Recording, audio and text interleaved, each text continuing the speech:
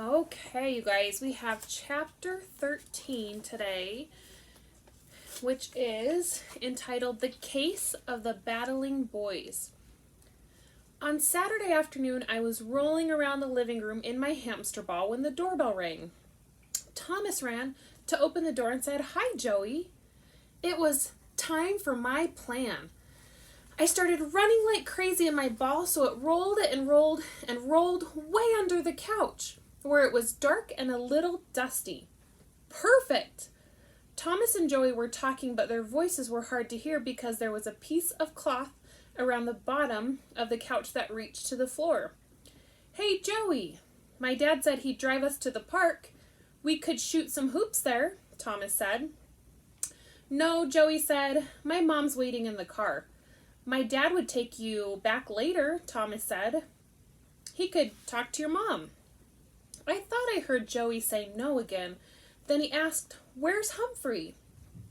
Thomas said something I couldn't understand, and then Joey said, "Well, he must be around here somewhere." They said something about searching for me, then all I heard were footsteps clomping all over the room. "I used to have a hamster named Giggles," Joey said. "He loved his hamster ball. Humphrey reminds me of him." Then Thomas said, "I used to have a pet ostrich. He giggled too." "No way," Joey said. "I did," Thomas insisted. "His name was Ozzy." Joey sighed. "Let's just find Humphrey." The boys were quiet again except for their footsteps.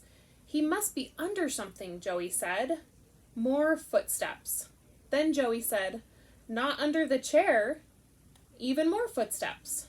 Then Joey said, "What about the couch?" Before I knew it, a hand lifted up the cloth. Thomas and Joey were staring right at me. "Humphrey," Thomas said, "what are you doing there?" I didn't dare squeak the truth, so I stayed silent. Joey reached way, way back and grabbed the hamster ball. "Where's his cage?" "In my room," Thomas said. Joey carried me to Thomas's room and put me back in my cage. "Okay, Humphrey, we're ready to go," he told me. "Wait," Thomas said, "don't you want to come shoot some hoops with my dad and me? He used to be in the NBA." "NBA? Look, I just don't want to, okay?" Joey said. I was surprised to hear Joey talk like that. Just Joey usually got along with everyone. "What's wrong with you?" Thomas asked. "Why are you always telling lies?" Joey asked. "Your dad wasn't in the NBA, and he's not a detective or an airline pilot or any of that stuff, right?" Thomas hesitated. "No," he admitted, "but he's in the transportation business. He sells cars." "You don't have to make up all that stuff.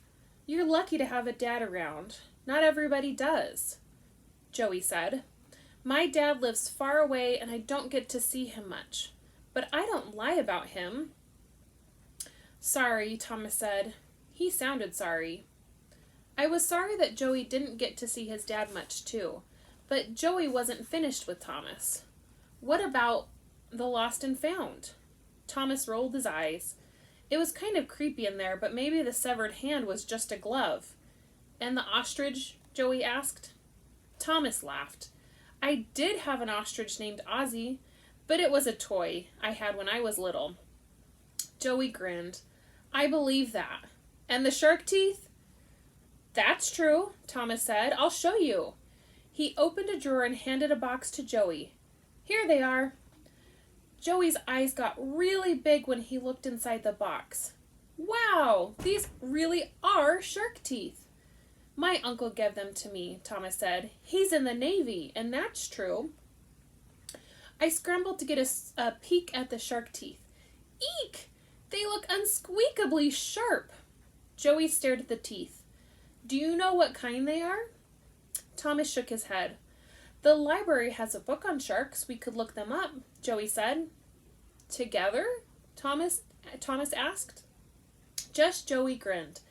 "Yeah, if you don't make stuff up." Thomas nodded and said, "I just like to make things sound more interesting." "You don't need to," Joey answered. Thomas seemed surprised. "I don't?" Just be you. Just Thomas, Joey said. Thomas thought for a second. Okay. So do you want to shoot hoops before we go to the library, he asked.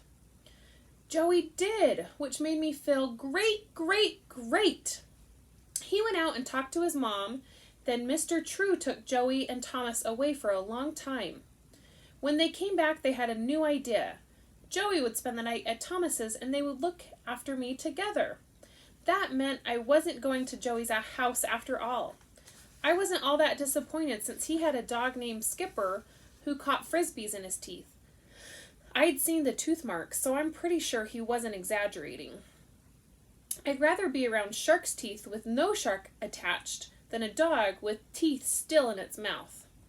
And on Sunday, I was thrilled when Thomas and Joey studied for the big math test together. Before class started on Monday, Joey told his friends about Thomas's amazing shark tooth collection. You mean that was true? Simon asked. Yes, Joey said, it really was. Then Thomas said, I guess I exaggerated about some other things. Sorry about that. I just like a good story. Me too. Do it now, Daniel said. Especially Sherlock Holmes. Sherlock Holmes? We've got to do well on our test so we can hear the end of that story, Tall Paul said. I studied, Harry said. Me too, Simon said. Yep, I did too, Small Paul said. That was good news. After attendance, Mr. E got right to work and the math test began. I watched my friends thinking, writing, erasing, writing some more. After the test was over, my friends begged Mr. E to grade them right away. So while they were at recess, he sat at Brisbane's desk and marked each one. When he was finished, he smiled. Good, he said. Very good. Did you hear that, Og? I squeaked. I looked over just as my friend did a magnificent dive into his water. I guess he had heard. When my classmates came back after recess, all eyes were on Mr. E.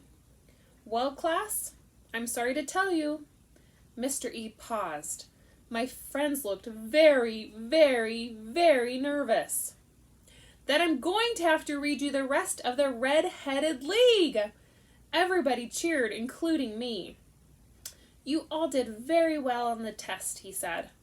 Naturally, with all that cheering, the door opened and there was Mrs. Wright. I could hear your class all the way down the hall, she said. Still smiling, Mr. E walked toward her. I'm sorry, Mrs. Wright. We were celebrating the great job my students did on their math test.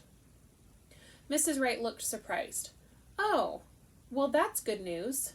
We'll cheer a little more quietly next time, Mr. E said. Thank you, Mr. Endonopoulos, Mrs. Wright replied. She actually smiled. Humans can be very pie-whacking. After she left, Mr. E said, Mrs. Brisbane would be pleased with you. Mrs. Brisbane would be pleased with us? That was nice to hear. But I wasn't very pleased with Mrs. Brisbane. How could she start reading an exciting story and then run off and go to ballet school without even finishing it? Really, it was a mystery to me. And then I remembered what she'd said in her letters, to think it was all because of Humphrey. What had I done? What had I said? Maybe Sherlock Holmes, the great detective, would help me understand. Mr. E pulled a tall stool from the corner and moved it to the front of the classroom. He took off his sweater, and everyone laughed.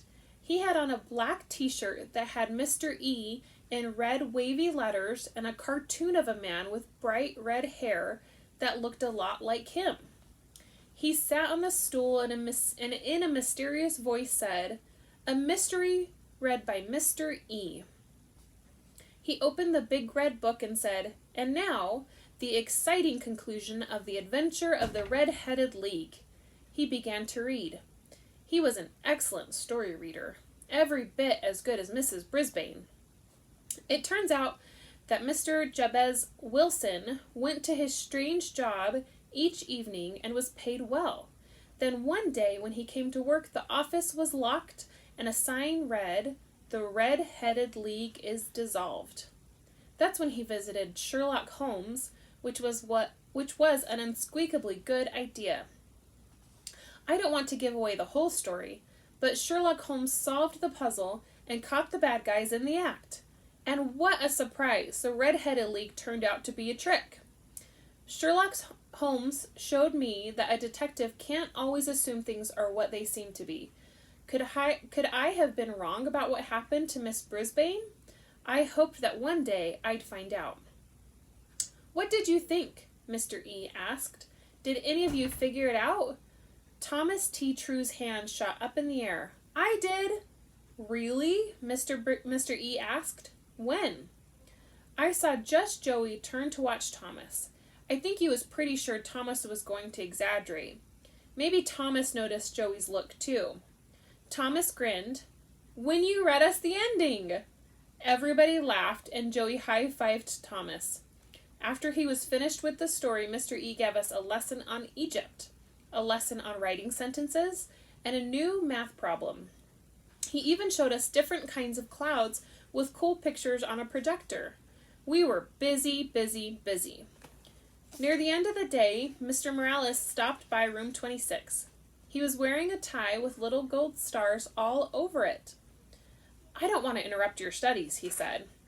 I just want to say that I heard this class did a tremendous job on the math test today. Mr. E nodded. They really did. Are you proud of yourselves? My classmates cheered and clapped. I hopped up and down and squeaked, yes, yes, yes. Congratulations, Mr. E and class.